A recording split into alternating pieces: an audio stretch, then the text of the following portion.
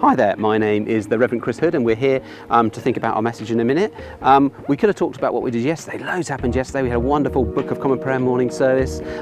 We then had a wonderful service where we invited the Hope Trust, where we thought about growing older in God and whatever age we are, that God's still got something for us. And then in the evening we had a wonderful Sea Sunday service where we thought about the Good Samaritan and shipping containers. We could have talked about any of those. We could of course talked about the cricket, we could have talked about the tennis, we could have talked about the motor racing, but we're not going to talk about that. Instead, today's message in a minute is going to talk about something else, and we're going to start now.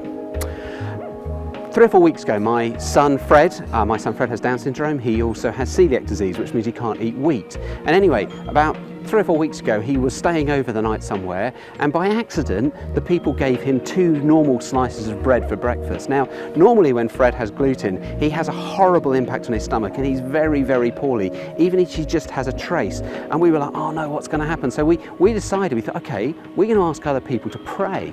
And so we sent some texts around and we said to people, can you pray for Fred? Because we really don't want him to feel poorly. We really don't want him to feel bad. Can you intercede? That's kind of another word for praying for someone else. Can you intercede on his behalf? And what was astounding is that I kind of went away thinking that's not going to work. But what's astounding is Fred didn't have any of the impacts of eating that much gluten.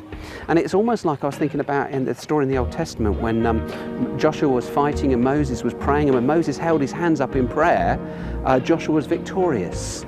And Moses' arms got tired and 2 helpers came along and lifted his arms up in prayer for him, and he continued to win the battle. Joshua continued to win the battle. And I was just thinking about that time with Fred. We were asking other people to lift Fred up in prayer because we were struggling a little bit with having enough faith for it. So I'd encourage you to think about, asking other people to pray for situations for you.